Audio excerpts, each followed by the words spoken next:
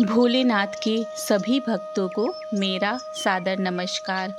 आज हम सुनेंगे मासिक शिवरात्रि व्रत कथा। धार्मिक पौराणिक कथा के अनुसार चित्रभानु नामक एक शिकारी था। जानवरों की हत्या करके वह अपने परिवार को पालता था। वह एक साहूकार का कर्जदार था, लेकिन उसका ऋण समय पर ना चुका सका। क्रोधित साहूकार ने शिकारी को शिव मठ में बंदी बना लिया। संयोग से उस दिन शिवरात्रि थी। शिकारी ध्यानमग्न होकर शिव संबंधी धार्मिक बातें सुनता रहा। चतुर्थी को उसने शिवरात्रि की कथा भी सुनी। शाम होते ही साहूकार ने उसे अपने पास बुलाया और ऋण चुकाने के विषय में बात की। शिकारी अगले दिन सारा ऋण लौटा देने का वचन देकर बंधन से छूट गया। अपनी दिनचर्या की भांति वह जंगल में शिकार के लिए निकला, लेकिन दिन भर बंदी गृह में रहने के कारण भूख प्यास से व्याकुल था। शिकार खोजता हुआ वह बहुत दूर निकल गया। जब अंधकार हो गया तो उसने विचार किया कि रात जंगल में ही बितानी पड़ेगी।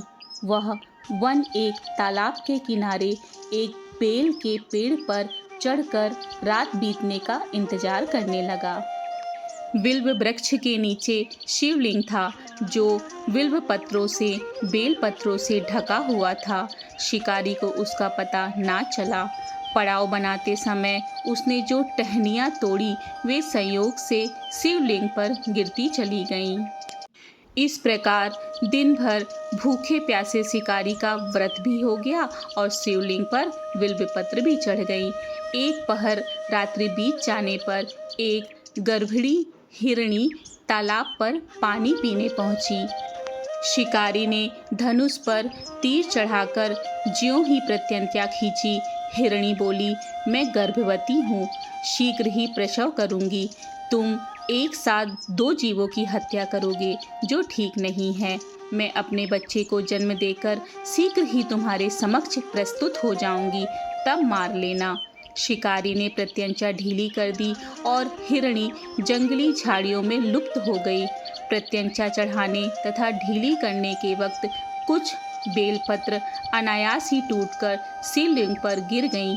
इस प्रकार उसने अनजाने में ही प्रथम पहर का पूजन भी संपन्न कर लिया। कुछ ही देर के बाद एक और हिरणी उधर से निकली। शिकारी की प्रसन्नता का ठिकाना ना रहा। समीप आने पर उसने धनुष पर बाण चढ़ाया। तब उससे देख हिरणी ने विनम्रतापूर्वक निवेदन किया, हे शिकारी, मैं थोड़ी देर पहले ही ऋतु से निवृत्त हुई हूँ। कामातुर विरहिणी हूँ। अपने प्रिय की खोज में भटक रही हूँ। मैं अपने पति से मिलकर शीघ्र ही तुम्हारे पास आ जाऊंगी। शिकारी ने उसे भी जाने दिया। 2 बार शिकार को खोकर उसका माथा ठनका।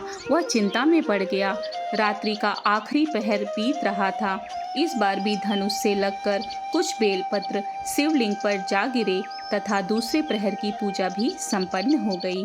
तभी एक अन्य हिरणी अपने बच्चों के साथ उधर से निकली। शिकारी के लिए यह स्वर्णिम अवसर था।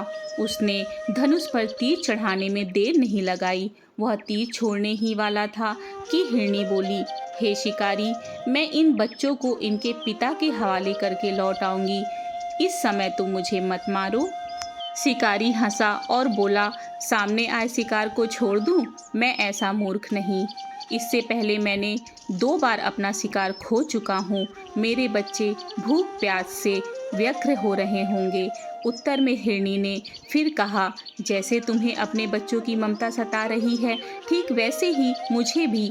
हे शिकारी, मेरा विश्वास करो, मैं इन्हें इनके पिता के पास छोड़कर तुरंत लौटने की प्रतिज्ञा करती हूँ। हिरणी का दुख भरा स्वर सुनकर शिकारी को उस पर दया आ गई।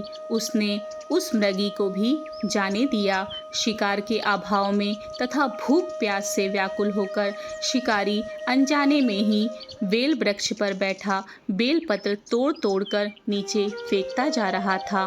पाँव फटने को हुई तो एक हष्ट पुष्ट मृग उसी रास्ते पर आया।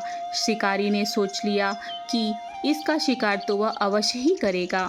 शिकारी की तनि प्रत्यंचा देखकर मृग विनीत स्वर में बोला, हे शिकारी, यदि तुमने मुझसे पूर्व आने वाली 3 मृगियों तथा छोटे छोटे बच्चों को मार डाला है तो मुझे भी मारने में विलंब ना करो, ताकि मुझे उनके वियोग में एक भी दुख ना सहना पड़े। मैं उन हिरणियों का पति हूँ। यदि तुमने उन्हें जीवन दान दिया है तो मुझे भी कुछ क्षण का जीवन देने की कृपा करो। मैं उनसे मिलकर तुम्हारे समक्ष उपस्थित हो जाऊंगा। मृग की बात सुनते ही शिकारी के सामने पूरी रात का घटना चक्र घूम गया। उसने सारी कथा मृग को सुना दी। तब मृग ने कहा, मेरी तीनों पत्नियां जिस प्रकार प्रतिज्ञाबद्ध होकर गई हैं, मेरी मृत्यु से अपने धर्म का पालन नहीं कर पाएंगी। अतः जैसे तुमने उन्हें विश्वास पात्र मानकर छोड़ा है, वैसे ही मुझे भी जाने दो। मैं उन सब के साथ तुम्हारे सामने शीघ्र उपस्थित होता हूँ। शिकारी ने उसे भी जाने दिया। इस प्रकार प्रातः हो गई। उपवास, रात्रि जागरण तथा शिवलिंग पर बेलपत्र चढ़ने से अनजाने में ही पर शिवरात्रि की पूजा पूर्ण हो गई। पर अनजाने में ही की हुई पूजन का परिणाम उसे तत्काल मिला। शिकारी का हिंसक हृदय निर्मल हो गया, उसमें भगवत शक्ति का वास हो गया। थोड़ी ही देर बाद वह मृग सपरिवार शिकारी के समक्ष उपस्थित हो गया, ताकि वह उनका शिकार कर सके। किंतु जंगली पशुओं की ऐसी सत्यता, सात्विकता एवं सामूहिक प्रेम भावना देखकर शिकारी को बड़ी ग्लानि हुई। उसने मृग परिवार को जीवन दान दे दिया। अनजाने में ही शिवरात्रि व्रत का पालन करने पर शिकारी को मोक्ष और शिवलोक की प्राप्ति हुई। इस तरह मासिक शिवरात्रि की कथा पूर्ण होती है। यदि आपको आज की कथा, मेरा वीडियो पसंद आया है तो कृपया मेरे चैनल को लाइक, सब्सक्राइब और शेयर जरूर करें। धन्यवाद। जय भोलेनाथ।